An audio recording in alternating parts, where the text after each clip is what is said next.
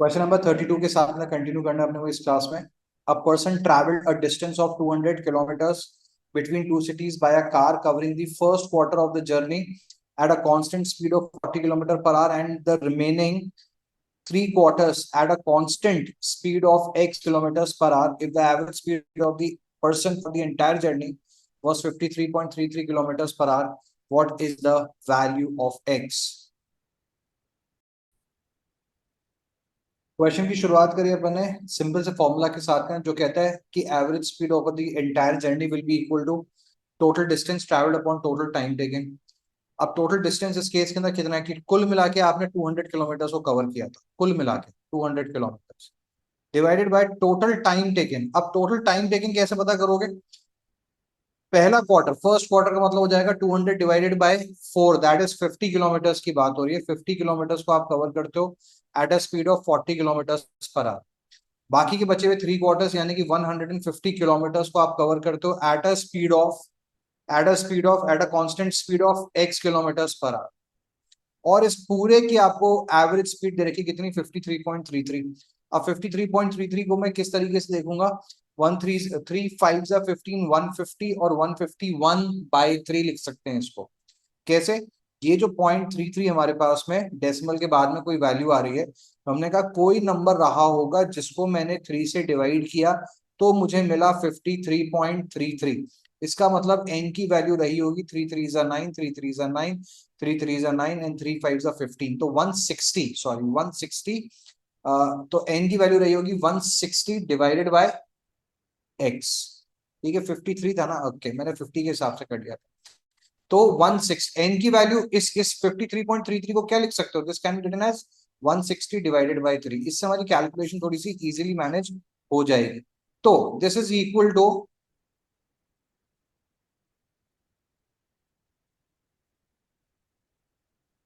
160 divided by 3। Solve करेंगे इसको normally जैसे सॉल्व करते हैं। ये बन गया 200, सो कुछ किसी भी तरह से नहीं छेड़ना है। This will be equal to 50x plus 150 into 40, that is equal to 60, और साथ के अंदर दो जीरोस और 6000 इंटू 40x, ये ऊपर चला गया। This is equal to 160 divided by 3। Further this is equal to 40 40s 44 is 160, 450s is equal to 200। ये वैल्यू बन जाती है पूरी कितनी? 50x upon this is equal to 50x plus 6000 is equal to 1/3. So this is equal to 150x.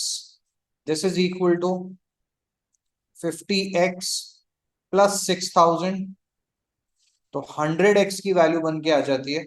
This is equal to 6000, यानी कि x की value बन के आ जाएगी 6000 divided by 100, that is equal to 6000 divided by 100 will be equal to 10, sorry 60 kilometre per our.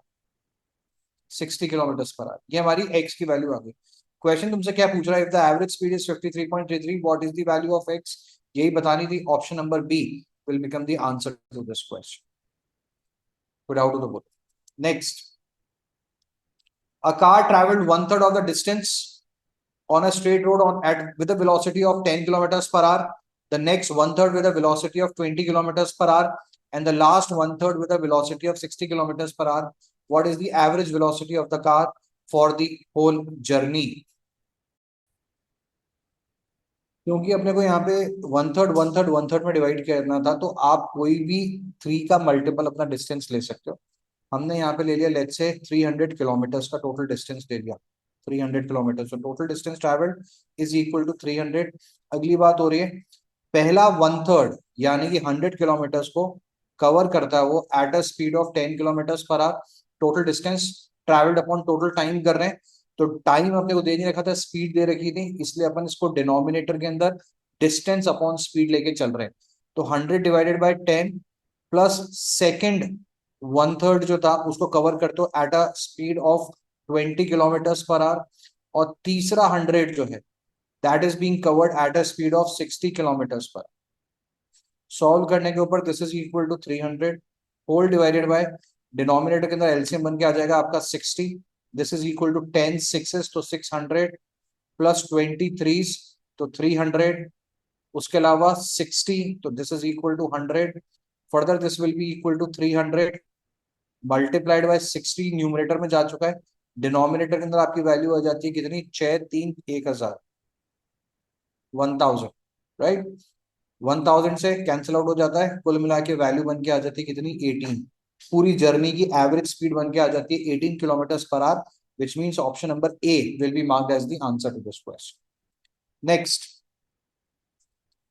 two cars started simultaneously towards each other from town A and B that are 480 kilometers apart. It took first car traveling from A to B 8 hours to cover the distance, and the second car traveling from B to A 12 hours. Determine at what distance from A the two cars meet. Relative speed के ऊपर based question है, verbally solve होने योग्य है।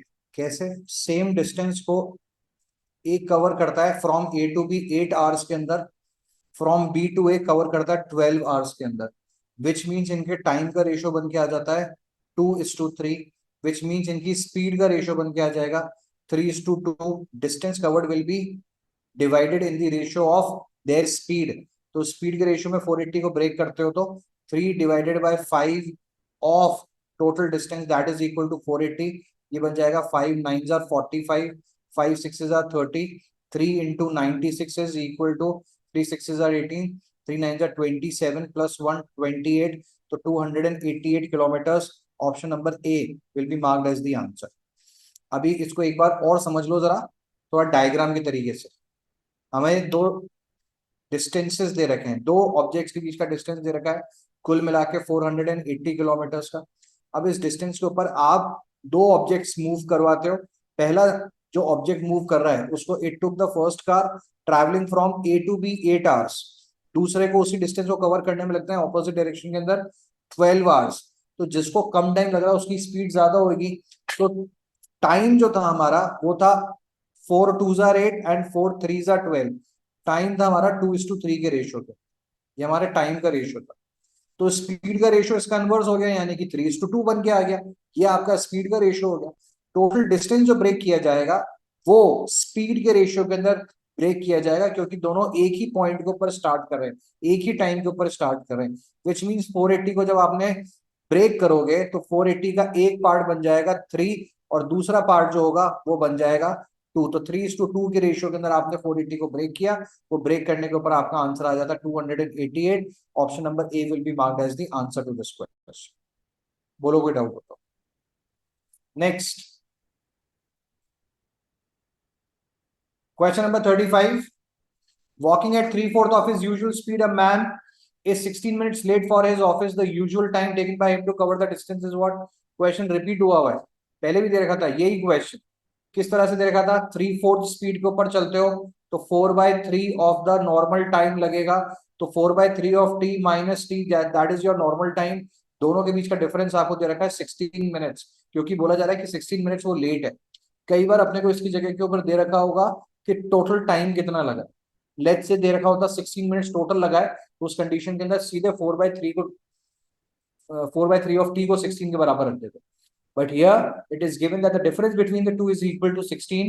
So 4/3t minus t is equal to 16, which means t/3 is equal to 16, which means t की value, the normal time is 48 minutes. You will mark option number A as the answer to this question. Next, question number 36. A and B travel the same distance at the rate of 8 kilometers and 10 kilometers an hour. Same distance बोल दिया।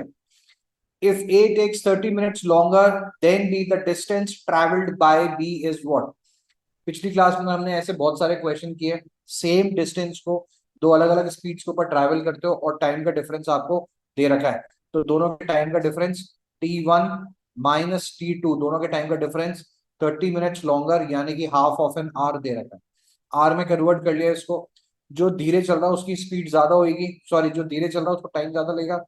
This means distance divided bye 8 kilometers at the speed of 8 kilometers, t divided by 8 minus t divided by 10 is equal to 1/2।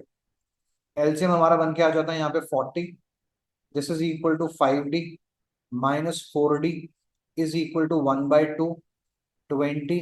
तो this is D, D की value बन के आ जाती है 20 kilometres की। आपने से पूछा क्या था, डिस्टेंस भी पूछा था, तो option number D will be marked as the answer to this question. Next question number 37, two trains from Patna leave Delhi at 6 AM and 6:45 AM। दोनों एक ही पॉइंट से स्टार्ट हो रही हैं लेकिन अलग अलग टाइम के ऊपर।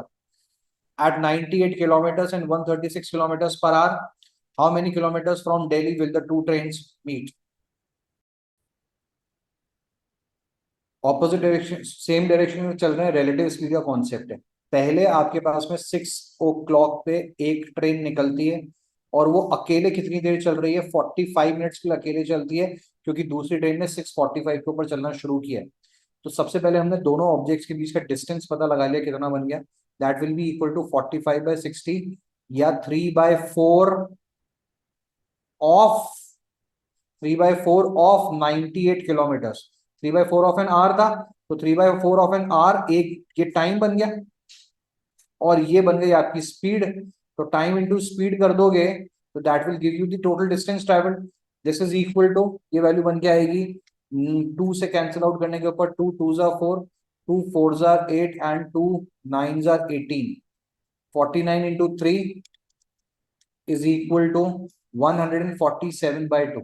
ये मेरा डिस्टेंस बन जाता है दोनों ऑब्जेक्ट्स के बीच का। कब, जब दूसरे ऑब्जेक्ट ने चलना शुरू किया, तब दोनों ऑब्जेक्ट्स के बीच का जो डिस्टेंस था, ये दिल्ली से निकलते हैं पटना की तरफ जा रहे हैं, तो पहले जब एक अकेली ट्रेन चल रही थी वो चल के किसी पॉइंट के ऊपर पहुंची, तो उसमें और दूसरी ट्रेन के अंदर जो बीच में डिस्टेंस था, दैट इज इक्वल टू 147/2। ये मेरा डिस्टेंस है दोनों ऑब्जेक्ट्स के बीच का।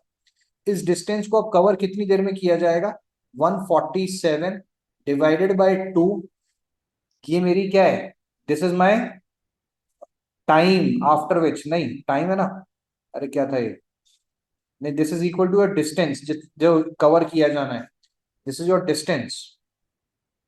और इस डिस्टेंस को किस स्पीड के ऊपर कवर करोगे, कि दोनों ट्रेन सेम डायरेक्शन के अंदर चलती हैं, तो 147/2 डिवाइडेड बाय 38, ठीक है। Relative speed 136 minus 98, that will give you 38। Relative speed, ये क्या बन गया, डिस्टेंस, और ये बन गई हमारी रिलेटिव स्पीड। तो distance divided by relative speed will give you the time after which they are meeting. So this is equal to 147 divided by 38 into 2, that is equal to 76। ये मेरा टाइम आया, कितने टाइम के बाद में दोनों train एक दूसरे से मिलेंगी। हमसे पूछा गया है कि दिल्ली से कितनी दूर मिलेंगी। तो दूसरी ट्रेन ने चलना शुरू किया, दूसरी ट्रेन ने चलना शुरू किया उसके 147/76 आवर्स के बाद में दोनों ट्रेन एक दूसरे के साथ में मिलती हैं, यानी कि दिल्ली से डिस्टेंस कितना हो जाएगा, 147/76 का टाइम मल्टीप्लाइड बाय केवल सेकंड वाली ट्रेन, याद रखना केवल सेकंड ट्रेन से मतलब है अपने को, यहाँ उसकी स्पीड से मल्टीप्लाई करोगे, क्योंकि उतनी डिस्टेंस के ऊपर आप मिल रहे हो। So this is equal to 238, this is equal to 2 6s are 12, 2 8s are 16, further this is equal to 19 and this is equal to 34। so हमारा आंसर बन के आ जाता है 147 into 34 divided by 19, that is equal to 263 kilometers। 263 kilometres point something के बाद में मिलेंगी। अपने को ऑप्शन में दे नहीं रखा है, which means option number D will be marked as the answer to this question, D. कोई डाउट हो तो बोलो।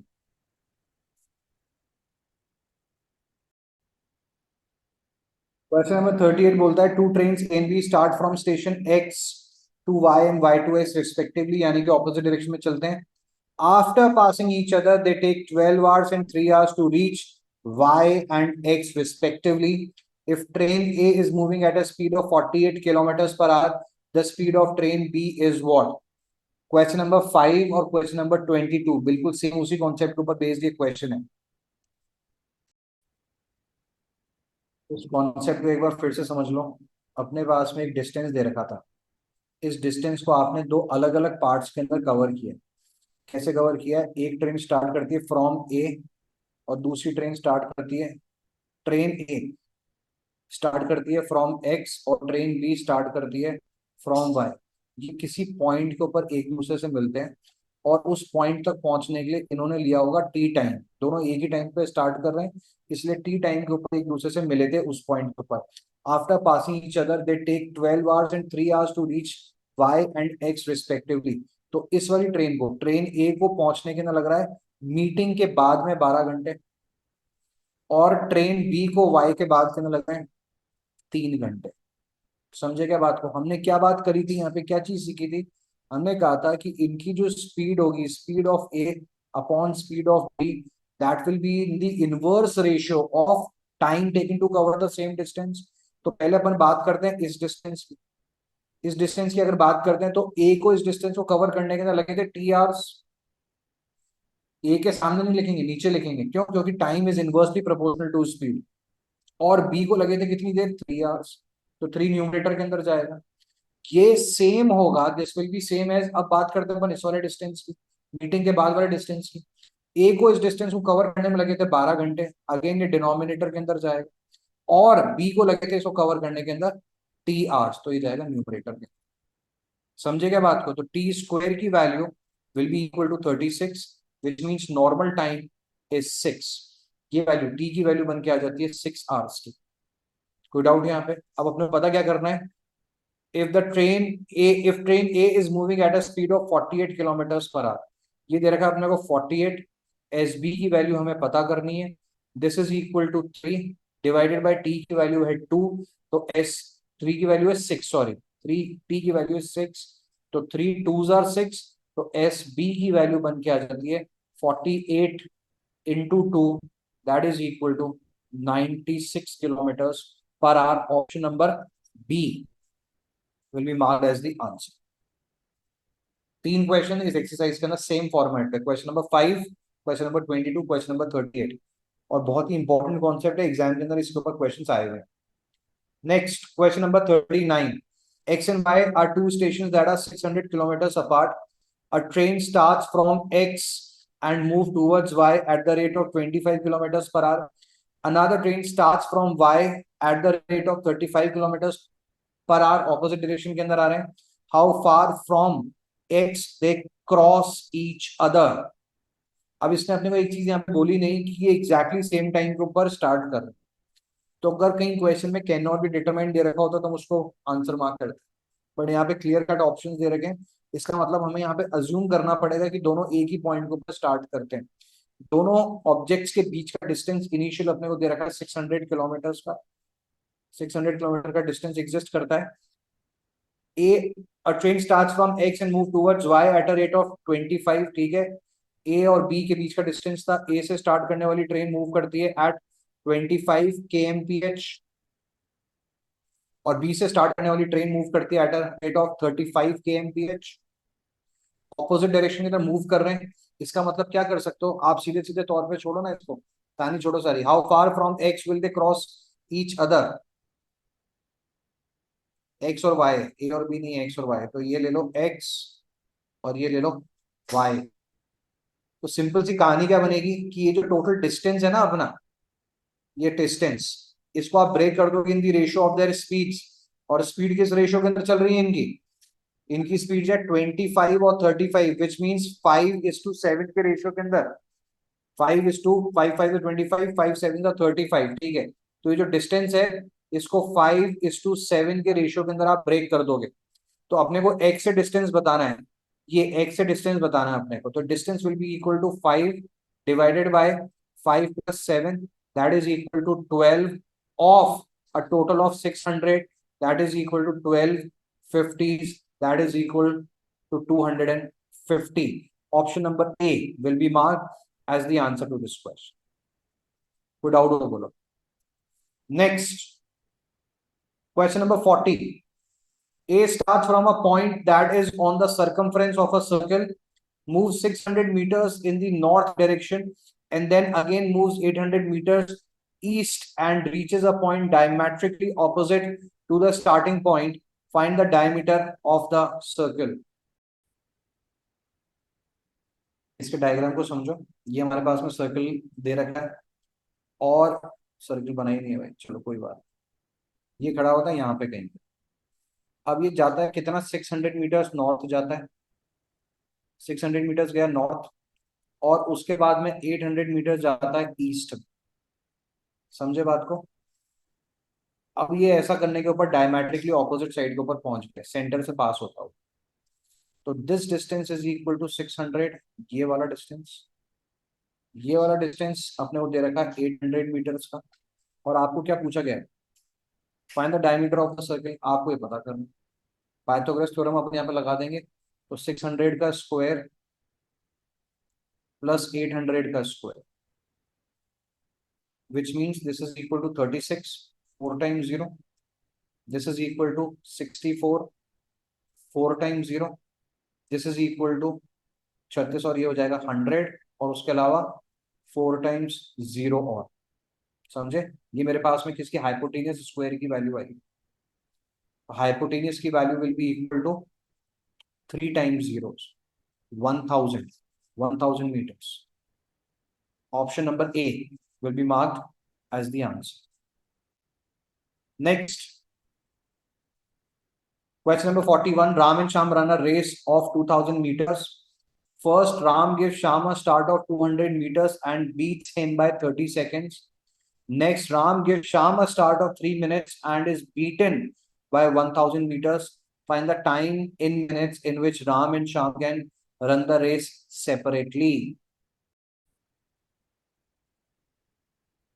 पहली कहानी समझिए जरा।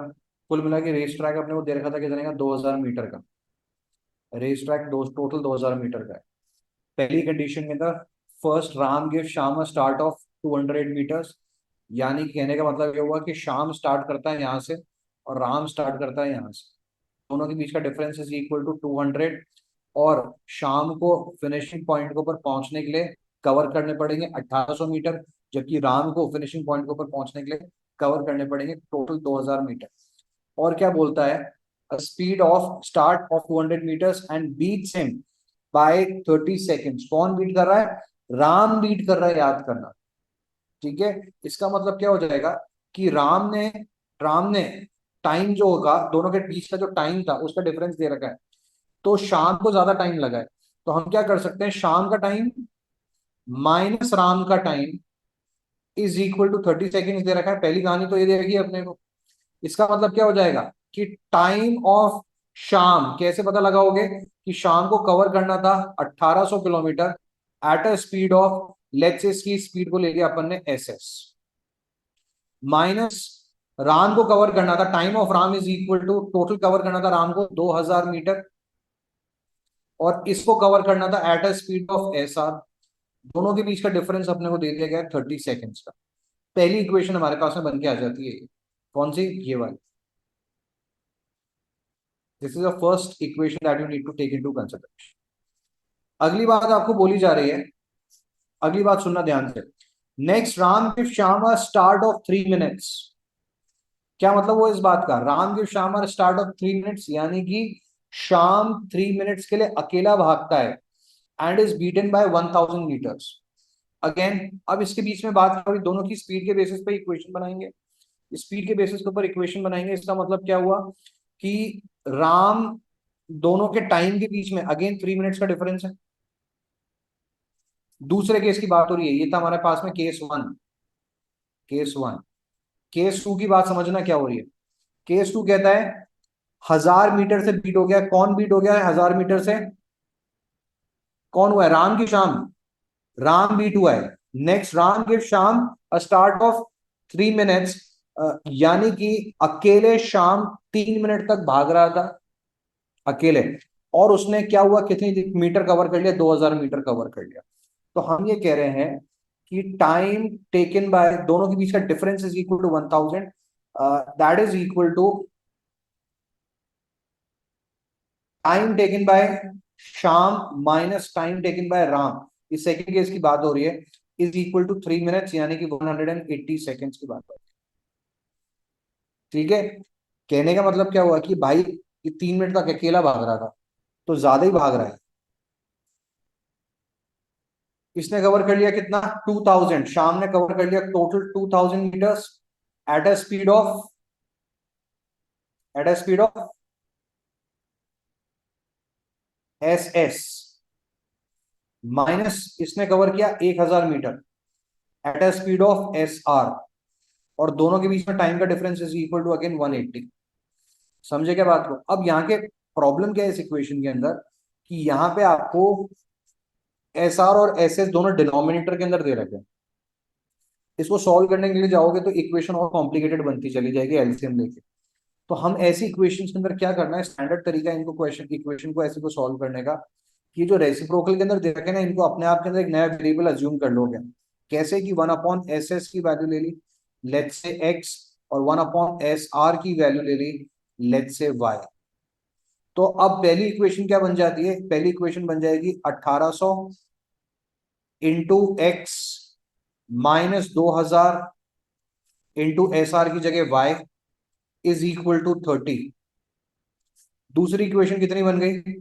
2000 into X minus 1000 into Y is equal to 180। क्या ये बात क्लियर है? कोई डाउट हो तो बताओ यार। ठीक, इक्वेशन को सॉल्व करेंगे। इक्वेशन को सॉल्व करने के लिए नीचे वाली इक्वेशन को मल्टीप्लाई कर दिया हमने 2 से, this is equal to 4000 X minus 2000 Y is equal to 360। तो 4000 X minus 1800 X is equal to 2200 X is equal to 360 minus 30, that will make it equal to 330। तो x की वैल्यू बन के आ जाती है, this is equal to 330 by 2200, that is equal to 0 से 0 cancel, 11 threes and 11 20s। तो x की वैल्यू बन के आ जाती है 3/20, विच मीन्स एस की वैल्यू बन के आ जाएगी 20 डिवाइडेड बाई 3। ये हमारे पास में शाम की स्पीड बन के आएगी। इस इक्वेशन के अंदर वैल्यू सब्स्टिट्यूट कर देते हैं। कहाँ पे सब्स्टिट्यूट करें? इस वैल्यू में सब्स्टिट्यूट कर देते हैं, या ऊपर वाली में करें? ऊपर वाली बेटर रहेगी, या ये वाली जो है ना इसके अंदर।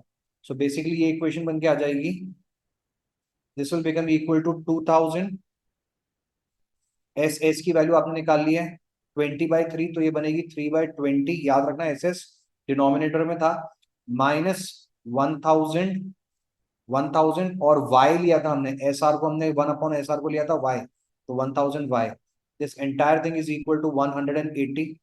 सॉल्व करने के ऊपर दिस इज इक्वल टू 100, तो 300 minus 1000 y is equal to 180। Further this is equal to 180, और 3000 में से माइनस करने के ऊपर 1000 y इज इक्वल टू 380 था, 3000 नहीं, ये 300 है। दिस इज इक्वल टू 300, तो 1000 y is equal to 180 minus 300, that is equal to minus का 120, और ये भी माइनस का था, माइनस से माइनस कैंसिल आउट हो गया। तो y की वैल्यू बन के आ जाती है 120/1000, 0 से 0 cancel, 6/50, which means S R की वैल्यू बन के आ जाती है 50/6। अब क्वेश्चन तुमसे एक्चुअली क्या पूछ रहा है, ध्यान से सुनना। क्वेश्चन तुमसे पूछता है कि इन दोनों को इंडिविजुअली कितनी देर लगने वाली है इस पूरे डिस्टेंस को कवर करने में। किसको? 2000 को। तो time taken by Shyam will be equal to 2000 divided by 20/3, which is equal to 0 से 0 200, दैट इज इक्वल टू 300। याद रखना ये सेकेंड्स है, तो मिनट्स में कन्वर्ट करते हैं, तो this will be equal to 5 minutes. इसी तरीके से time taken by Ram will be equal to 2000 divided by 50/6, तो ये वैल्यू बन के आ जाएगी 0.540, that is equal to 240 seconds, which means this will be equal to 60 से डिवाइड करने पे 4 minutes। तो 5 minutes and 4 minutes will be the answer। अपने को दे रखा है क्या? बिल्कुल दे रखा है, ऑप्शन नंबर बी। याद रखना अपने को यहाँ पे ऑर्डर किया था इन विच राम एंड शाम, तो पहले राम का टाइम फिर शाम का टाइम। तो राम को लग रहे थे 4 मिनट्स, शाम को लग रहे थे 5 minutes. So option number B will be marked as the answer to this question. Next question, अरे भाई सब आगे बात। क्वेश्चन नंबर 42 बोलता है A motorboat went downstream for 28 kilometers and immediately returned. It took the boat twice as long to make the return trip. क्या मतलब वो इस बात का कि अपस्ट्रीम का time is twice the speed of downstream, which also means that speed of upstream is half the speed of downstream. ये अपने को समझ में आना चाहिए. If the speed of the river flow were twice as high होती तो the trip downstream and back would have taken 672 minutes. Find the speed of the boat in still water and the speed of the river flow. एक एक करके solve करते हैं. 28 kilometre का total time था. पहली बात क्या बोल रहे हैं, हमें ये क्लियर हो गया है कि speed of upstream is half the speed of downstream. ठीक है. अगली बात क्या बोली गई है अपने को कि अगर डबल होती तो, मैंने कहा डबल की बात अभी छोड़ो, अभी तो मैं नॉर्मल स्पीड की बात करता हूँ. अभी अपन इसकी बात करते हैं. पहली चीज तो ये बात करते हैं, speed of upstream is equal to double stream. तो यहां पे स्पीड ऑफ अपस्ट्रीम कितनी बन के आ जाती है, this is equal to speed of boat minus speed of river into 2 is equal to speed of boat plus speed of river. This is equal to twice the speed of boat minus twice the speed of river is equal to speed of boat plus speed of river. So this is equal to 2 SB में से SB minus किया तो this will become equal to SB and this will become equal to SR plus 2 SR that is equal to thrice of SR. तो हमें पता चल जाता है पहली कंडीशन कि speed of boat is thrice the speed of SR. अब अपने को कहा जाता है कि अगर अगर ऐसा होता प्यारे बच्चों कि स्पीड हमारी किसकी, speed of river flow were twice as high, तो दूसरी कहानी की हम लोग बात कर रहे हैं. टोटल टाइम लग रहा था 672 का डाउनस्ट्रीम जाके अपस्ट्रीम आने के ऊपर. तो एस डैश डी या टी डैश डी की बात करते हैं. T dash D plus T dash upstream is equal to 672 minutes. इसको आवर्स में कन्वर्ट किया तो 6 टेंस 6 1 जा 6 6 1 जा 6 6 2 जा 12 112. Further this is equal to 5 56 and 5 56 by 5. ठीक है. ये अपने को टोटल टाइम दे रखा है कि 56 बाय 5 आवर्स अपने को लगते हैं. 56 बाय 5 आवर्स. अभी कैसे लगते हैं, डाउनस्ट्रीम का टाइम किलोमीटर्स दे रखे, अपने को बिल्कुल दे रखे 28 किलोमीटर्स. तो 28 किलोमीटर्स डिवाइडेड बाय डाउनस्ट्रीम की speed will be equal to speed of boat plus twice the speed of river. Twice क्यों कर रहे हैं, क्योंकि इसने बोल दिया कि अपने को रिवर की स्पीड को दुगनी कर दी गई है. समझे क्या बात को. Plus 28 divided by SB minus twice of SR. This entire thing is equal to 56 by 5. समझ गए. अब अपने रिलेशनशिप यहाँ पे ऑलरेडी स्टैब्लिश कर ली थी. SB की वैल्यू 3 SR के बराबर है, तो अपन यहाँ पे सब्स्टिट्यूट कर देंगे इसको. अच्छा, वैसे तो अपन देखें अगर तो हमारा क्वेश्चन यहीं पे सॉल्व हो चुका है. कैसे सॉल्व हो चुका है, क्योंकि अपने को रिलेशन पता चल गया था ना, केवल ए के अंदर ये सॉल्व हो रहा है. समझे क्या. जो रिलेशन था कि speed of river speed of boat has to be thrice the speed of river, वो केवल आपके पास में ऑप्शन नंबर ए में हो रहा है. और आप ऑप्शन के अंदर ये वैल्यू रख के चेक कर सकते हो, बट फिर भी अपन यहाँ पे सॉल्व कर रहे हैं. तो एस बी की वैल्यू को सब्स्टिट्यूट करने के ऊपर इक्वेशन बन जाती है 28 divided by 5SR plus 28 divided by SB minus, यानी कि ये बन जाएगा SR. This entire thing is equal to 56 by 5. LCM हमारे पास में बन के आ जाता है 5SR का. This is equal to 28 plus 28 into 5 will be equal to 140. This entire thing is equal to 56 by 5. Further, this is equal to 168 upon 5SR is equal to 56 by 5. 5 से 5 कैंसिल आउट हो जाता है.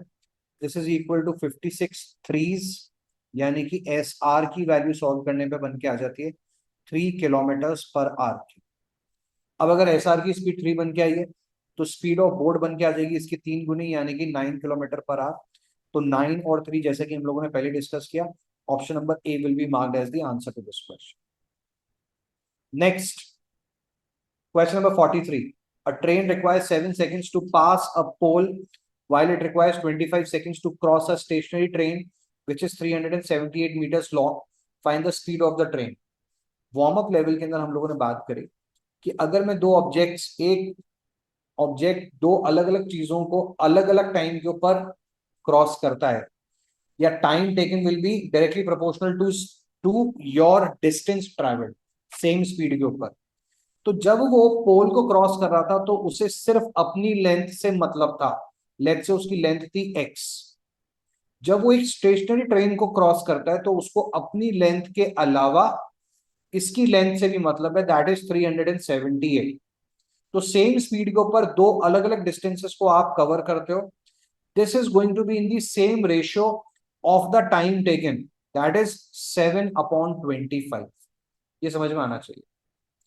Directly question को solve कर लिया, this is equal to 25x is equal to 7x plus 378 into 7, that is equal to 2646। तो 25 minus 7 will be equal to 18x is equal to 2646, that is x की value बन के आ जाएगी 2646 upon 18। ये वैल्यू आ जाएगी डिवाइडेड बाय 18 करने के ऊपर, दिस इज इक्वल टू 147। 147 ये क्या है? Length of train to pass a pole while it requires 25 seconds to cross a stationary train that is 370 meter long. Find the speed of the train. तो ये तो अभी अपन ने लेंथ पता करी है। अब लेंथ पता कर लिए तो अपने को पता करना है स्पीड ऑफ ट्रेन। तो 147 को क्रॉस करते हो at in what 7 seconds.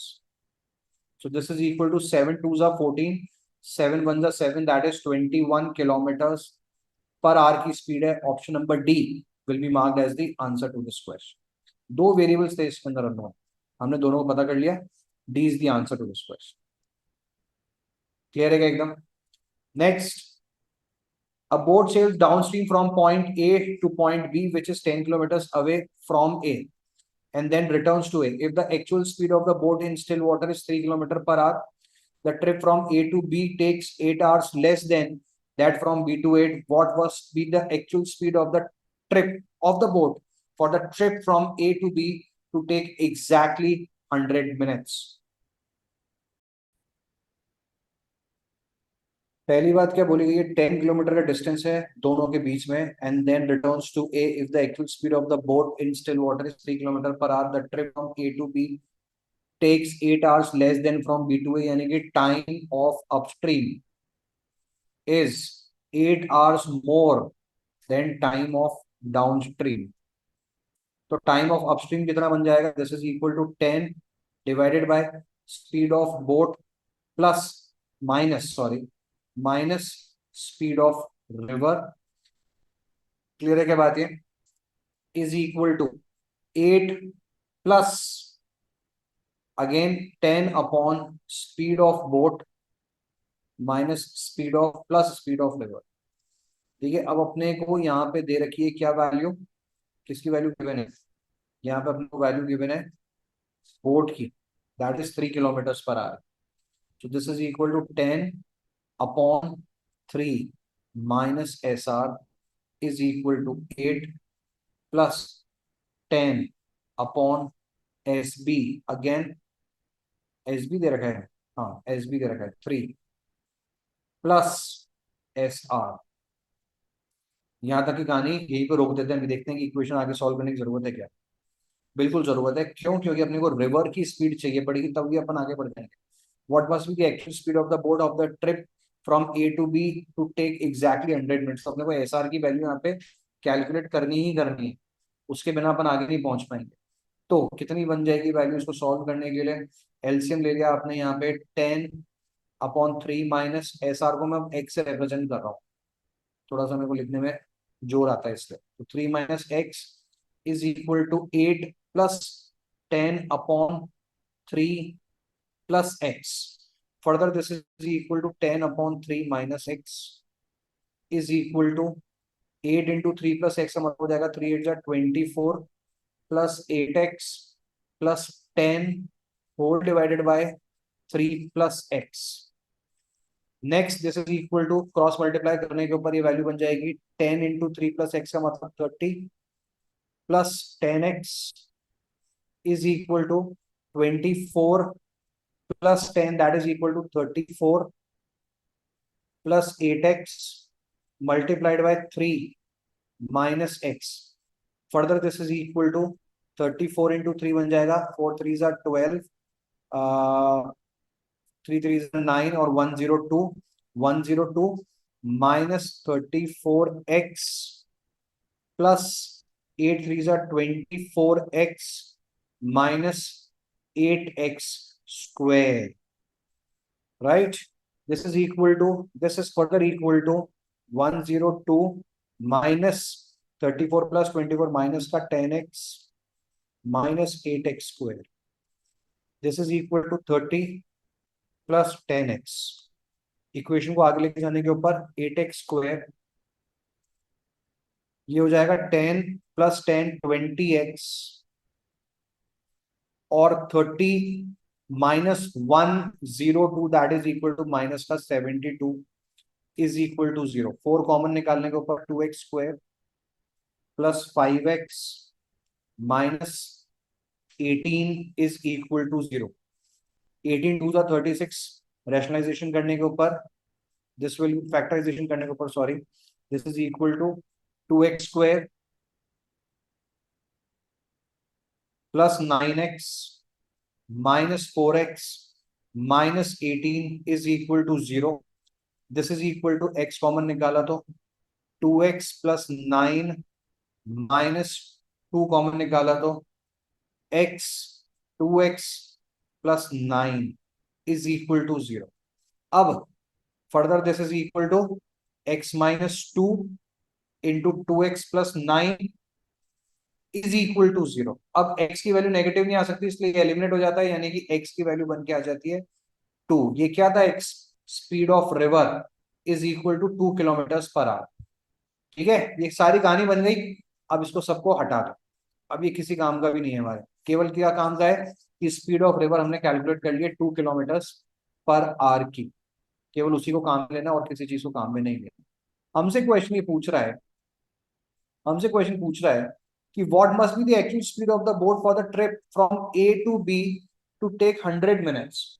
A to B distance था कितने का? 100 नहीं 10 किलोमीटर्स का. क्या डाउन स्ट्रीम था? क्या डाउन स्ट्रीम था A to B? Downstream from A to B, बिल्कुल ठीक है. तो 10 divided by speed of downstream has to be equal to कितना? 100 मिनट्स. 100 मिनट्स का मतलब 100 डिवाइडेड बाय 60 यानी कि 5/3 यानी कि 5 2s are 10. डाउन स्ट्रीम की speed has to be equal to what? 6 km/h. लेकिन डाउन स्ट्रीम की स्पीड नहीं पूछी, अपने से पूछिए बोट की स्पीड क्या होनी चाहिए. तो डाउन स्ट्रीम की speed that is equal to 6 is equal to speed of boat plus speed of river. Speed of river हम ऑलरेडी कैलकुलेट कर चुके हैं, is equal to 2 km/h. so this is equal to SB plus 2. तो SB की value बन के आ जाती है 4 km/h की. Option number D will be marked as the answer to this question. मजेदार क्वेश्चन था. चलिए नेक्स्ट एक और क्वेश्चन देखते हैं. Question number 45. A boat sails down the river for 10 kilometers and then up the river for 6 kilometers. The speed of the river flow is 1 km/h. What should be the minimum speed of the boat for the trip to take a maximum of 4 hours? अभी पहले इसको थोड़ा arrangement करते हैं. क्या क्या बात हो रही है? डाउन स्ट्रीम का टाइम की बात करते हैं सबसे पहले. अब boat sails down the stream for 10 kilometers. तो टाइम ऑफ डाउन स्ट्रीम अलग अलग डिस्टेंस है, याद रखना. तो 10 divided by speed of boat मैं B से रिप्रेजेंट कर रहा हूँ और स्पीड ऑफ रिवर को R से रिप्रेजेंट कर रहा हूँ. उसके अलावा time of upstream will be equal to 6 divided by speed of boat minus speed of river. हमें बोला गया the speed of the river flow is 1 km/h. Fine. इसका मतलब TD की वैल्यू और इसके जगह R की जगह बन जाएगा कितना? 1. This is b plus one, this is b minus one. हमें बोला गया है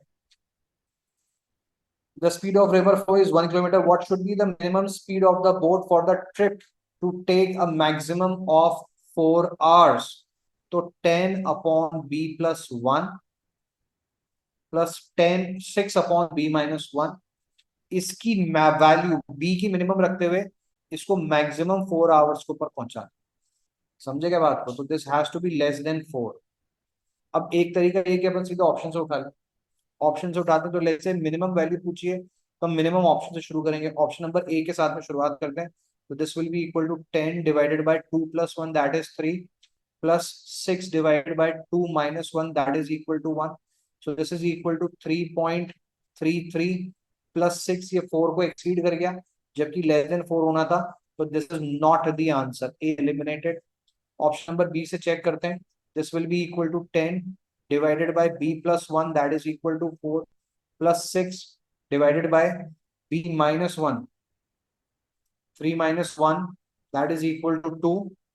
समझ रहे हो बात को?